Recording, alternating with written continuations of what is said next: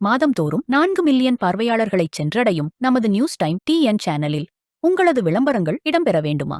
உடனே தொடர்பு கொள்ளுங்கள். 7603836167. உங்களது பிசினஸை அடுத்த கட்டத்திற்கு கொண்டு செல்ல எங்களுடன் இணையுங்கள்.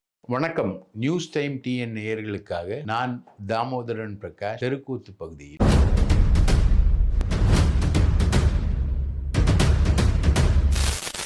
எம்ஜிஆரோட ஒரு ஃபேமஸான பாட்டு இருக்கு. பட்டுக்கோட்டை கல்யாண சுந்தரம் எழுதின பாட்டு. எத்தனை காலம்தான் ஏமாற்றுவார் இந்த நாட்டிலே, நம் நாட்டிலே, இந்த நாட்டிலே அப்படின்னு ஒரு பாட்டு இருக்கு. சத்தியம் தவறாத உத்தமர் போலவே நடிக்கிறார், சமயம் பார்த்து பல வகையிலும் கொள்ளை அடிக்கிறார் அப்படின்றத அந்த பாட்டு. எம்ஜிஆரோட ஃபேமஸான பாட்டு. இப்போ நவீன எம்ஜிஆராக வந்திருக்க விஜய்க்கு ரொம்ப இந்த பாட்டு நெகட்டிவாக பொருந்தது. பார்த்தீங்கன்னா விஜய் +2 வரைக்கும் படிச்சுட்டேன் அப்படின்னு சொல்கிறாரு. அதுக்கப்புறம் பார்த்தீங்கன்னா தலித் ஒருத்தரை முதலாக நாங்கள் ராஜ்மோகன் கல்வி அமைச்சராக்கியிருக்கோம், தமிழகத்தில் முதல் பெண் அமைச்சராகியிருக்கோம் ஒருத்தரை, தொழில்துறை அமைச்சர் அப்படின்லாம் சொல்கிறாங்க. அப்படியே விஜய் வீட்டிலேருந்து சாப்பாடு எடுத்துன்னு கட்டின்னு வர மாதிரியும், அதை முதலமைச்சர் ஆஃபீஸில் உட்காந்து சாப்பிட்ற மாதிரியும், முதலமைச்சர் ஆஃபீஸில் நடக்கிற மீட்டிங்கே ரீல்ஸாக எடுத்து போட்டு வெறும் ரீல்ஸ் தான் இவங்களுது. ரீல்ஸு அதை வச்சு சோஷியல் மீடியா இன்ஃப்ளூயன்சர்ஸு ஒரு 30,000-40,000 வாட்ஸ்அப் குரூப்பு, அது மூலமாக பரப்புறது. இதுதான் இவங்களுடைய பேசிக்கான தொழில். இந்த பேசிக்கான தொழிலை வச்சு தான் இவங்க அந்த வாட்ஸ்அப் அலாகிரதம், இன்ஸ்டாகிராம் அலாகிரதம், ரைட்டுங்களா, யூடியூப் அலாகிரதம், இந்த அலாகிரதம் வச்சு தான் இவங்க முழுக்க முழுக்க பரவி பல இடங்களில் இவங்க வெற்றி பெற்றிருக்காங்க. இந்த அலாகிரதம்லாம் ரூரல் சைடில் அதிகமாக போகாது. அந்த மாதிரி இடங்களில் இவங்க தோற்றுருக்காங்க. உதாரணத்துக்கு ராமநாதபுரம், இவங்களால் ஜெயிக்கவே முடியாத மாவட்டங்களில் ராமநாதபுரம், தென்காசி, இந்த மாதிரி மாவட்டங்களில் இவங்களால் ஜெயிக்கவே முடியல. இது எந்த அளவுக்கு போயிருக்குன்னா, பாட்டிலுக்கு 10 ரூபா, பாட்டிலுக்கு 10 ரூபா, பாட்டிலுக்கு 10 ரூபான்னு ஒரு கரூரில் இவர் டான்ஸ் ஆடுறார். உண்மையிலே பாட்டிலுக்கு 10 ரூபான்னா எவ்வளோ வருமானம் வருது 4000க்கு மேற்பட்ட கடைகளில் அப்படின்னு சொல்லிட்டு ஒரு கணக்கு எடுத்திருக்காங்க. பாட்டிலுக்கு 10 ரூபா வாங்கினாங்கன்னா 2.5 கோடி ரூபாய் வசூலாகும் ஒரு நாளைக்கு. பாட்டிலுக்கு 10 ரூபாயில் மாதம் 65 கோடி வசூலாகும். வருஷம் 750 கோடி ரூபாய் வசூலாகும். இந்த 750 கோடி ரூபாய் இவங்க ஏற்கனவே சொன்னது என்னன்னா, இது உதயநிதிக்கு போகுது, ஸ்டாலின் குடும்பத்துக்கு போகுது. இதுதான் ரெட் ஜெயண்ட் மூவிஸோட படமாக மாறுது. இது மூலம்தான் படம் எடுக்கிறாங்க. இதுதான் கேஸு. அதாவது டாஸ்மாகில் பதிவான ஒரு 100 வழக்குகளை வச்சுக்கிட்டு, ஏடிஎம்கே பேரிலையும் டிஎம்கே பேரிலையும் பதிவான 100 வழக்குகளை வச்சுக்கிட்டு இந்த பாட்டிலுக்கு 10 ரூபா கான்செப்டை டெவலப் பண்ணி இவங்க கொண்டு வந்தது தான் டாஸ்மாக் கேஸு, ரைட்டுங்களா. அது உதயநிதியுடைய நண்பர் ஒருத்தர்கிட்ட அப்படி ஒரு டைரக்டர்லாம் ஃபிக்ஸ் பண்ணி பிடிச்சி ரைட் பண்ணி அவர் வீட்டிலேருந்து ஒன்றும் கிடைக்கலன்னொன்னே அவர் ஹைகோர்ட்டுக்கு போய் அந்த கேஸை ஸ்குவாஷ் பண்ணார். இதுதான் டாஸ்மாக் கேஸோடைய பேசிக் தியரி. இப்போது இவர் பாட்டிலுக்கு 10 ரூபா, பாட்டிலுக்கு 10 ரூபா, பாட்டிலுக்கு 10 ரூபா அப்படின்னு ஒரு டான்ஸ் ஆடி காமிச்சார்ல கரூரில். இன்னைக்கு பாட்டிலுக்கு 10 ரூபா வாங்காமல் இருக்காங்களா? பாட்டிலுக்கு 10 ரூபாவை எப்படி வாங்குறாங்கன்னா, பல இடங்களில் பேமெண்ட் இந்த டிஜிட்டல் மூலமாக நடக்குது, ரைட்டுங்களா, பேடிஎம் மூலமாக நடக்குது. அந்த மாதிரி இருக்கக்கூடிய இடங்கள்லேயே அந்த பேடிஎம்லேயே பாட்டிலுக்கு 10 ரூபா வாங்குறாங்க. சில இடங்களில் 40 ரூபா கூட வாங்குறாங்க. அது தட் டிபெண்ட்ஸ். இப்போது தமிழ்நாடு முழுக்க பார்த்திங்கன்னா எல்லா ஊர்லேயும் தகராறு நடக்குது. ஏன்னா ஆட்சி தாவேக்கா வந்துடுச்சு. இவங்க பாட்டிலுக்கு 10 ரூபா வாங்கக்கூடாதுன்னு சொன்ன ஆட்சி இப்போ பாட்டிலுக்கு 10 ரூபா தரமாட்டேன்றானுங்க. அது சவுத்தில் ஒரு ஊரில் விற்பனையாளர் இவ்வளோ பெரிய ராட் எடுத்துக்கிட்டு அடிச்சே விட்டான். அதை தட்டி கேட்டவொன்னே அடிச்சு விட்டான். ஸோ உங்களுக்கு வருஷம் 750 கோடி ரூபாய் வரக்கூடிய இந்த பாட்டிலுக்கு 10 ரூபாவை இப்போது அந்த 750 கோடி ரூபாய் யாருக்கு போகுது? முன்னாடி செந்தில் பாலாஜி மூலமாக ஸ்டாலினுக்கு போச்சு. இப்போ யாருக்கு போகுது? ஆதவ் அர்ஜுனா மூலமாக விஜய்க்கு போதா? அப்படின்ற ஒரு கேள்வி வந்து எழுந்திருக்கு. அதுக்கு இவங்களால பதில் சொல்லவே முடியல. எந்த விதத்துலையும் பதில் சொல்ல முடியல. நம்ம போதுன்னு நான் சொல்லலை. ஆனால் அப்படி ஒரு விஷயத்துக்கு இவங்களால பதில் சொல்ல முடியல. அது மட்டும் இல்லை. நீங்கள் பார்த்தீங்கன்னா சூப்பராக ஒரு 9 பேரை பிடிச்சிருக்காங்க. தாவேக்கா ஆட்களை 9 பேரை வந்து பிடிச்சிருக்காங்க. 9 பேரும் வந்து பயங்கரமான ஆளுங்க எல்லாரும். என்ன நீங்கள் ஒரு எம்எல்ஏவை பார்த்துருப்பீங்க. கனிமொழின்னு ஒரு எம்எல்ஏ. அந்த அம்மா வந்து ஒரு சோஃபாவில் உட்காந்துருக்கும். அரசு அதிகாரிகள் எல்லாமே சேரில் உட்காந்துருப்பாங்க. அந்த அம்மா வந்து டாக்டர் கனிமொழி. அந்த அம்மா அந்த மாதிரி 9 பேர் யாரு அப்படின்னு ஒரு லிஸ்ட் வந்து இப்போ வெளியாயிருக்கு. அம்பத்தூர் பாலமுருகன், இவர் வந்து 10வது தான் பாஸ். ஆனால் இவர் போட்டிருக்க டிகிரி வந்து டிசிடி ஏசிஏ. இப்படி ஒரு டிகிரி இருக்கான்னு தெரியல. ராஜ்மோகன் பிஏ ஜேர்னலிசம் பண்ணியிருக்காரு. இவர் அதுவும் முடிச்சாரா தெரியல. இவர் வந்து சொல்றது வந்து பிடெக் ஐடி. அது என்ன சொல்றாங்கன்னா, ஒரு வருஷம் அந்த காலேஜுக்கு போயிட்டு ட்ராப் அவுட் ஆயிட்டாருன்றாங்க. ரைட்டுங்களா? அதே மாதிரி doctor R Rameshkumar Avadi MLA, இவர் வந்து பிஏ படிச்சிருக்காரு. ஆனால் இவர் வந்து எம்பிபிஎஸ் டாக்டர்னு போட்டிருக்காரு. இதுக்கே இவரை கைது பண்ணி உள்ள போடணும். ரைட்டுங்களா? தாம்பரம் சரத்குமார், இவர் வந்து படித்தது பிபிஏ, இவர் போட்டிருக்கிறது எம்பிஏ. ரைட்டா? செல்வம்னு ஒருத்தர் டிப்ளமோ படிச்சிருக்காரு, அவர் போட்டிருக்கிறது டாக்டர். கவுண்டம்பாளையம் கனிமொழி, இந்த அம்மா இதை அப்படி பந்தாவா சோஃபாவில் உட்காந்துக்கும், எதிர்க்கவங்கெல்லாம் சேரில் உட்காந்துருக்காங்க. இதுதான் ஜோசியம் சொல்லக்கூடிய ஆள். ரைட்டா? ஜோசியம் சொல்லிட்டு ஜோசியத்திலேயே நான் கேன்சரை குணப்படுத்துவேன்னு சொன்னேன். அதில் இந்த அம்மா டாக்டரு. இந்த அம்மா படிச்சிருக்கக்கூடிய ஒரிஜினல் டிகிரி பார்த்தீங்கன்னா பிஏ பிஎல். இப்போ போட்டுனுங்கிறது டாக்டர். குமாரபாளையம் விஜயலட்சுமி. ரைட்டா? இந்த அம்மா படிச்சிருக்கிறது வந்து +2. ஆனால் இப்போது இந்த அம்மா சொல்கிறது வந்து பிகாம். +2க்கும் பிகாமுக்கும் என்ன சம்மந்தம்னு தெரில. இன்னொருத்தர் வந்து அபிஷேக், இவர் வந்து எம்எஸ் படிச்சிருக்காரு, அதாவது சாஃப்ட்வேர் இன்ஜினியர். இவர் வந்து சொல்கிறது எம்பிஏ. ரைட்டுங்களா? அதே மாதிரி எல்லாருமே பொய் போலி எல்லாமே. அஃப்கோர்ஸ் புசி ஆனந்த் வந்து +2 தான். ஆதவ் என்ன போட்டிருக்காரு தெரில, எக்ஸாக்டாக தெரில எனக்கு. ஆனால் இதெல்லாம் +2 தான். இவர் வந்து சிஎம் வந்து +2 தான். அவர் வந்து டிகிரி இன்கம்ப்ளீட் தான் போட்டிருக்காரு. பாக்கி எல்லாமே தமிழ்நாடு முழுக்க ஒரு 9 பேர் டுபாக்கூர், கம்ப்ளீட் டுபாக்கூர். இவங்க பரப்புறது எல்லாமே டுபாக்கூர் தனம், டுபாக்கூர் மெசேஜ், டுபாக்கூர் கவர்மெண்ட்டு. இதில் நீங்கள் பார்த்தீங்கன்னா இப்போ ஒரு டெண்டர் ஒன்று வந்து மாட்டியிருக்கு. ஒரு டெண்டர் வந்து நீங்கள் ஓப்பன் பண்ணணும், ஒரு டெண்டர் நீங்கள் விடணும் அப்படின்னா ஒரு 5 நாள் டைம் கொடுக்கணுங்க. ஒரு டெண்டருக்கு நீங்கள் விடுறதுன்னா ஒரு 5 நாள் டைம் கொடுக்கணும். ஒரு கான்ட்ராக்டர் வரணும். அந்த கான்ட்ராக்டர் வந்து 5 நாளில் அவர் வந்து எல்லாத்தையும் பண்ணணும் அப்படின்றதாங்க. ஆனால் காஞ்சிபுரம் மாவட்டத்தில் ஒரு டெண்டருங்க, மேல்நிலை நீர்த்தேக்க தொட்டி கட்டுற டெண்டருங்க. டெண்டரோட ஒர்த்து வந்து 17,83,000. காலை 9 மணிக்கு டெண்டர் ஓப்பன் பண்ணுறாங்க, 3 மணிக்கு க்ளோஸ் பண்ணுறாங்க. ரைட்டுங்களா? இது வந்து ஊராட்சி நிர்வாகத்துக்கு கீழே வரக்கூடியது. அமைச்சர் வந்து வேறு யாரும் இல்லை, நம்ம இட்டுன்னு வர்றாருல விஜய, அவர் தான் அமைச்சர், நம்ம புசி ஆனந்த். அதாவது 6 மணி நேரத்தில் இந்த டெண்டரை முடிவு பண்ணி க்ளோஸ் பண்ணி கான்ட்ராக்டை கொடுத்துட்டாங்கங்க. ரைட்டுங்களா? ஒரே நாளில் டெண்டரு இது வந்து எப்பவுமே நடந்ததில்ல. இது இப்போ சிபிஐ கேஸுக்கு போகிறாங்கன்னு வச்சுக்கோங்களேன், கரெக்டாக ஃபிக்ஸ் ஆகும் இந்த கேஸ்.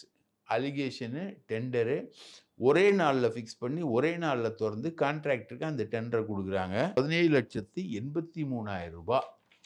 இது காஞ்சிபுரம் மாவட்டத்தில். இது வந்து சிபிஐ போனாலே இந்த விஷயம் வந்து நிக்கும். அந்த மாதிரி இதில இறங்கியிருக்காங்க. இப்போ பாட்டிலுக்கு ரூ. 10 காசு யாருக்கு போகுதுன்னு தெரியல. பதவி ஏற்ற முதல் நாளே விஜய் வந்து ஆதவ அ சாரி விஜய் வந்து புசி ஆனந்த் ஆஃபீஸுக்கும், செங்கோட்டையன் ஆஃபீஸ்க்கு மட்டும் தான் வந்தாரு. ரூமுக்கு வந்து மட்டும் தான் வந்தாரு. வந்த புசி ஆனந்த் வந்து எதுக்கு வந்து ஊரக வளர்ச்சித்துறையுடைய அமைச்சர் ஆனார்ன்னா, ஊரக வளர்ச்சித்துறையில ஒர்க் அதிகமா நடக்குங்க. பணம் வந்து கொட்டு கொட்டுன்னு கொட்டும். அப்படி கொட்டுற விஷயத்துல ஒரு டெண்டரு மேல்நிலை நீர்த்தேக்க தொட்டி காஞ்சிபுரம் மாவட்டத்தில கட்டுற டெண்டரு. ஒரே நாள்ல முடிவு பண்ணி, காலையில 9 மணிக்கு ஓப்பன் பண்ணி, 3 மணிக்கு குளோஸ் பண்ணி, அந்த கான்ட்ராக்டர டிசைட் பண்ணி, அந்த டெண்டர வந்து அவருக்கே குடுக்குறாங்க. அப்போ ஒரு டெண்டர்ல எத்தன கான்ட்ராக்டர் வந்து வருவாங்க? எத்தன கான்ட்ராக்டர் வந்து போட்டி போடுவாங்க? அதுல எத்தன பேரு டெக்னிக்கலா குவாலிஃபைடான கான்ட்ராக்டரு? அவங்க அந்த கான்ட்ராக்டர்ல யாரு L1 லோவஸ்ட் கொட்டேஷன் யார் போடுறா? இதெல்லாம் பார்க்கணும். அவங்க டெக்னிக்கலி கரெக்ட்டா இருக்காங்களான்னு பார்க்கணும். அவங்களுக்கு இந்த வேலைய செய்றதுல முன் அனுபவம் இருக்கான்னு பார்க்கணும். அவங்க வந்து குறைந்தபட்ச தொகைய வந்து கோட் பண்ணியிருக்கணும். இவ்வளத்தையும் பார்த்துட்டு தாங்க டெண்டர் குடுக்கணும். இன்னைக்கு விஜய் கவர்மெண்ட் வந்து எடுத்த உடனே குடுத்த டெண்டர் வந்து இது. இந்த டெண்டர் வந்து இப்போ பெரிய விவாதத்துக்குள்ளாயிட்டு இருக்கு. ஏற்கனவே நம்ம இந்த கல்வி தகுதிகள் பத்தி சொன்னோம். அதுவும் வந்து ரொம்ப வொர்ஸ்ட்டான கல்வி தகுதிகள் வந்து சொல்லிக்கிட்டு இருக்காங்க. இவங்க வந்து தலித்த வந்து நாங்க கல்வி அமைச்சர் ஆக்கியிருக்கோம். பெண்ண வந்து கல்வி அமைச்சர் ஆக்கியிருக்கோம். அப்படின்ற மாரி டிஃபன் பாக்ஸ்ல இவரு வந்து சாப்பிடுறாரு, கொல்றாரு, போறாரு. அதெல்லாம் ரீல்ஸ் எடுத்து போடுறதோட, முதலமைச்சர் ஆஃபீஸ்ல நடக்கிறதையே ரீல்ஸ் எடுத்து போடக்கூடிய நிலைமையில இவங்களுடைய ஒர்க் என்பது பெரிய அளவுக்கு போய்க்கிட்டு இருக்குன்னு வச்சுக்கோங்களேன். இந்த மாதிரி ஒரு ரீல்ஸ் கவர்மெண்ட்டு, பொய் சொல்ற கவர்மெண்ட்டு, ஆட்சிக்கு வர்றதுக்கு முன்னாடி தான் பொய் சொன்னாங்கன்னு பார்த்தா, ஆட்சிக்கு வந்த பிறகும் இவர்கள் பொய் சொல்கிறார்கள் அப்படின்றது தான் இவங்களுடைய பெரிய விஷயமா இருக்கு. இன்னொன்னு பார்த்தீங்கன்னா, இந்த கவர்மெண்ட் நிலைக்குமா, நீடிக்குமா அப்படின்றது ஒரு பெரிய கொஸ்டின். அதுக்கு வந்து அதிமுகவ தான் இவங்க நம்பிக்கிட்டு இருக்காங்க. அதிமுகல ஒரு பிரிவ பிரிச்சு ஒரு 25 எம்எல்ஏக்கள வந்து லீமா ரோஸ் மூலமா, ஆதவ் அர்ஜுனுடைய மாமியார் மூலமா காச குடுத்து பிரிச்சு, அது ஆதவ் அர்ஜுன் மாமியார் வந்து முன்கூட்டியே பிளான் பண்ணி எடுத்துன்னு போய் ஏடிஎம்கேல சேர்த்து, அந்த அம்மா காச குடுத்து, எம்பிக்களுக்கு வந்து காச குடுத்து, ஒரு ஆளுக்கு ரூ. 15,00,00,000 அப்படின்னு குடுத்து, அந்த அம்மா வந்து சாரி எம்பிக்கள் இல்ல, எம்எல்ஏக்கள். எம்எல்ஏக்களுக்கு வந்து காசு குடுத்து, அவங்க வந்து ஒரு ஆளுக்கு ரூ. 15,00,00,000 குடுத்து, அந்த ஸ்பிளிட்ட ஓரளவுக்கு எஃபெக்ட் பண்ணிட்டாங்க. அந்த ஸ்பிளிட்ட எதிர்த்து எடப்பாடி போராடுறாரு. எடப்பாடி வந்து இன்னைக்கு மாவட்ட செயலாளர்கள் கூட்டத்த வந்து கூட்டுறாரு. கூட்டிட்டு ரொம்ப உணர்ச்சி வசப்பட்டு பேசுறாரு. நீங்க வந்து இவங்க எல்லாருமே வந்து துரோகம் பண்றாங்க. சி.வி. சண்முகமும், வேலுமணியும் வந்து துரோகம் பண்றாங்க. இந்த வேலுமணி தான் லீமா ரோஸ கொண்டு வந்து எனக்கு இன்ட்ரோடியூஸ் பண்ண ஆளு. அந்த வேலுமணிக்காக தான் நான் கட்சியிலேயே சேர்த்துக்கிட்டேன். இந்த வேலுமணியும், சி.வி. சண்முகமும் தான் எல்லா வேலையும் பார்க்குறாங்க. அதிமுக ஆட்சி வரணும் அப்படின்ற விஷயம், திமுக பின்துணையோட வரணும் அப்படின்ற பேசிக்கான வேலைய செஞ்சது வேலுமணி பையனும், தங்கமணி பையனும், சி.வி. சண்முகம் பையனும் தான். போய் உதயநிதிய பார்த்து பேசி அந்த வேலைய வந்து அவங்க வந்து பண்ணாங்க. நான் வந்து அதுக்கு ஒத்துக்கவே இல்ல. ஏன்னா, நம்ம வந்து 1,16,00,000 வாக்குகள் வந்து வாங்கியிருக்கோம். அதிமுகவுக்கும், தாவேகாவுக்கும், திமுகவுக்கும் இருக்கக்கூடிய வாக்கு சதவீத வித்தியாசம் வந்து வெறும் 2% தான். ரைட்டுங்களா? அதுல வந்து தாவேகா வந்து ரீல்ஸ் வச்சு அவங்க விளையாடி இருக்காங்க. அதுல வந்து அவங்களுக்கு சில செல்வாக்குகள் கிடைச்சிருக்கு. இன்னைக்கு வந்து அதிமுக வந்து 3வது இடத்துக்கு போனதா இவங்க எல்லாரும் சொல்றாங்க. தாவேகா பல தொகுதிகள்ல 3வது இடத்துக்கு போயிருக்கு. திமுகவும் சில தொகுதிகள்ல 3வது இடத்துக்கு போயிருக்கு. இது வந்து ஒரு மும்முனை போட்டி. மும்முனை போட்டி வரும்போது அதிமுகவும் 3வது இடத்துக்கு போகும். தாவேகாவும் 3வது இடத்துக்கு போகும். திமுகவும் 3வது இடத்துக்கு போகும். இது வந்து நடக்கக்கூடிய ஒரு விஷயம் தான் அப்படின்றது தான் அவர் வந்து ரொம்ப வருத்தத்தோட சொல்லியிருக்காரு. மொத்தம் இருக்கக்கூடிய 82 மாவட்ட செயலாளர்கள்ல 80 மாவட்ட செயலாளர்கள் வந்திருக்காங்க. தென்காசி தெற்கு செல்வி மோகன்தாஸ், அப்புறம் டெல்டால ஒருத்தர் கலந்துக்கல. அதே மாரி அம்பத்தூர்லேருந்து அலெக்சாண்டர் அவரு கலந்துக்கல அவ்வளோதான். இது மாரி 1, 2 பேர் தான் கலந்துக்கலையே தவிர, கிட்டத்தட்ட 82 மாவட்ட செயலாளர்கள்ல 99% மாவட்ட செயலாளர்கள் கலந்து கொண்ட கூட்டம். இதில வந்து எடப்பாடி பழனிசாமி சொல்ல மறந்தது என்னன்னா, வேலுமணி பையன், தங்கமணி பையன், சி.வி. சண்முகம் பையன் மட்டும் இல்ல. கூடவே இவர் பையனும் போய் சேர்ந்து தான் உதயநிதிய பார்த்தாரு. அதிமுக ஆட்சி திமுக பின்னணியோட வரும்ன்றதுக்கான ஏற்பாடுகள்ல இவரோட பையனும் தான் இருந்தாரு. அத வந்து வேலுமணி வழக்கமா மறைச்சுட்டாரு. அதிமுக ஆட்சி அமையும்னு சொல்லிட்டு பாண்டிச்சேரியில எம்.எல்.ஏக்கள் கிட்ட பேசினதும் இவரு தான். ஸோ இன்னைக்கு இந்த 25 பேர நான் வந்து பழிவாங்காம விட மாட்டேன். 25 பேருடைய பதவிய வந்து நான் காலி பண்ணிடுவேன் அப்படின்றது தான் இது. இதுக்காக இவர் வந்து சட்ட ரீதியா வழக்குக்கு போறாரு. சட்ட ரீதியா எந்த அளவுக்கு இந்த வழக்குக்கு போக முடியும்னு சபாநாயகர் கிட்ட நோட்டீஸ் குடுத்துட்டாரு. அதுக்கப்புறம் வந்து உயர்நீதிமன்றம், உச்சநீதிமன்றம்னு போறாரு. ரைட்டுங்களா? இதில வந்து ஒரு முக்கியமான விஷயம் என்னன்னா, இப்போ 234 சட்டமன்ற உறுப்பினர்கள்ல 144 சட்டமன்ற உறுப்பினர்களோட மெஜாரிட்டியில இவங்க வராங்க. இப்போ 25 பேருக்கு பதவி இழப்பு அதிமுகவிலேருந்து 25 பேருக்கு பதவி இழப்பு வந்துச்சுன்னா, 209 ஆயிடும் சட்டமன்ற உறுப்பினர்கள் எண்ணிக்கை. 209 இருந்ததுன்னா சட்டமன்ற உறுப்பினர்களோட எண்ணிக்கை, அதில 105 வச்சிருந்தாலே தாவேகா வந்து மெஜாரிட்டி. இப்போ இவங்க கிட்ட இருக்கிறது 107. ஆக மொத்தம் அதிமுக பிளர்ந்தாலும் இவருக்கு வந்து சில வசதி தான். அதிமுக வந்து அடிச்சுக்கிட்டாலும் இவருக்கு வசதி தான். அதிமுக வந்து இந்த 25 பேரும் பை எலெக்ஷனுக்கு போனாலும் இவருக்கு வசதி தான். இதுதான் வந்து விஜயோட கால்குலேஷனு. மலையாளத்தில கூட ஒரு பழமொழி சொல்லுவாங்க. அதாவது எ ஒரு முஸ்லீம் மௌலவி இருப்பாங்க. அவங்க வந்து தர்கால இருப்பாங்க, மசூதியில இருப்பாங்க. அங்க சில தர்காலையும், மசூதியிலயும் கல்யாணம் நடக்கும். கல்யாணம்ன்றது வந்து என்ன சொல்லுவாங்க, அது மறுமணமா இருக்கும். இன்னொருத்தருடைய மனைவி வந்து தலாக் சொல்லிட்டு, இன்னொருத்தர வந்து திருமணம் செய்யக்கூடிய நிகழ்வு நடக்கும். அப்போ என்ன சொல்லுவாங்கன்னா, யார் பொண்டாட்டி யார் கூட போனா என்ன? அந்த இலப்பை அவரு கல்யாணம் பண்ணி வைக்கிறாரு. லப்பைக்கு 3 பணம். இது வந்து விஜயுடைய கான்செப்ட். யார் பொண்டாட்டி யார் கூட போனா என்ன? அதிமுக அடிச்சுக்கிட்டா என்ன? பிடிச்சுக்கிட்டா என்ன? எடப்பாடிக்கும் அதிமுகவுக்கும் சண்டை வந்தா என்ன? எது நடந்தா என்ன? 25 பேர் பதவி போனா என்ன? எனக்கு மெஜாரிட்டி வரணும். நான் என் கவர்மெண்ட்ட கன்டின்யூ பண்ணணுன்றது தான் இவருக்கு இருக்கக்கூடிய ஒரு முக்கியமான விஷயம்.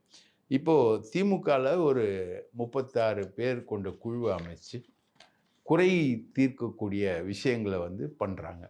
எதனால தோத்தோம்? ஏன் தோத்தோம்? அப்படின்றத ஆராய்ச்சி பண்றாங்க.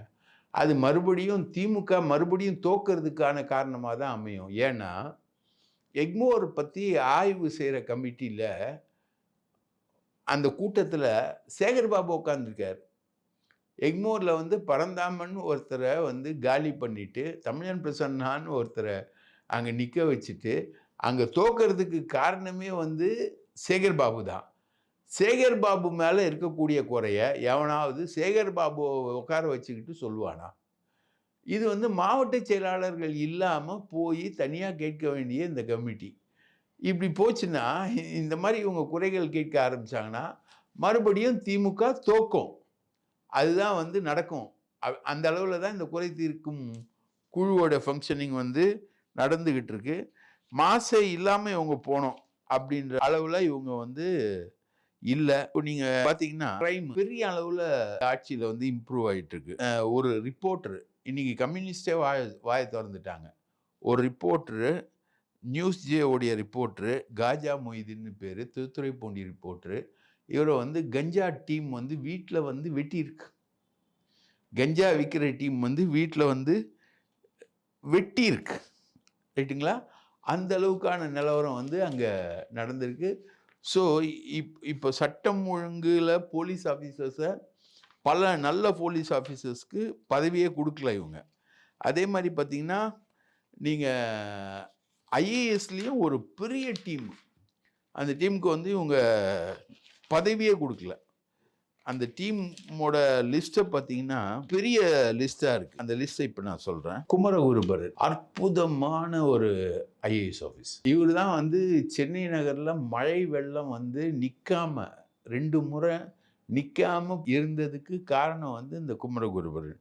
இப்போ இவர வந்து போஸ்டிங்கே குடுக்கல.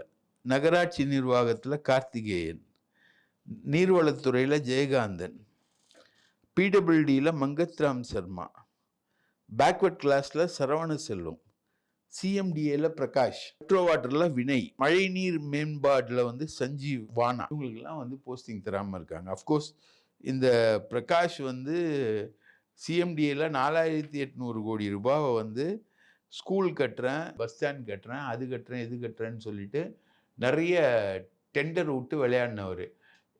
ரைட்டுங்களா? கார்த்திகேயன் வந்து போன தடவை நம்ம வேலுமணியோட சேர்ந்து பல வேலைகளை பார்த்தவர் அவரு. அவங்கெல்லாம் வந்து ஒன்றும் பிரச்சனை இல்லை. ஆனால் குமரகுருபரன் நல்ல ஆஃபீஸரு.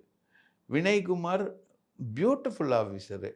இந்த மாதிரி ஆட்களுக்கெல்லாம் இவங்க போஸ்டிங் கொடுக்காம இவங்க வந்து வச்சுருக்காங்க. இந்த 4800 கோடி ரூபாவை இவங்க அடித்தது கிளாம்பாக்கம் பஸ் ஸ்டாண்டு அப்படி இப்படின்ற மாதிரி அடித்தது காரணம் சேகர் பாபு. சேகர் பாபு கமிஷன் வாங்குறதுக்கும் கட்டிங் வாங்குறதுக்கும் அந்த மெட்ரோ சிஎம்டிஎஃப் ஃபண்டை வந்து யூஸ் பண்ணுறாங்க. சிஎம்டிஎஃப் ஃபண்ட் வந்து யூஸ்வலாக கவர்மெண்ட்டுக்கு கொடுத்து கவர்மெண்ட்டுக்கு 4800 கோடி ரூபா பில்டிங் கட்டுறதுக்காக வாங்கக்கூடிய காசை கவர்மெண்ட்டுக்கு கொடுத்து அது மூலமாக அவங்க ரெவென்யூ அடிஷ்னல் ரெவென்யூ வந்து அவங்க வந்து பெறுவாங்க. அந்த மாதிரி இல்லாமல் இந்த 4800 கோடி ரூபா விளையாடி இருக்காங்க இவங்க. அஃப்கோர்ஸ் பிரகாஷ் வந்து அவங்க நடவடிக்கை எடுக்கிறதுல என்னன்றது தான் அதில் இருக்கக்கூடிய விஷயம்னு வச்சுக்கோங்களேன். ஆனால் மற்றது எல்லாமே வந்து முழுக்க ஃப்ராடு, முழுக்க பொய், முழுக்க ரீல்ஸ். இதுதான் வந்து தாவேகா அரசாங்கத்தோட லீலைகளாக இருக்குது அப்படின்னு முழுசாக தெரிய வருது. நன்றி, வணக்கம்.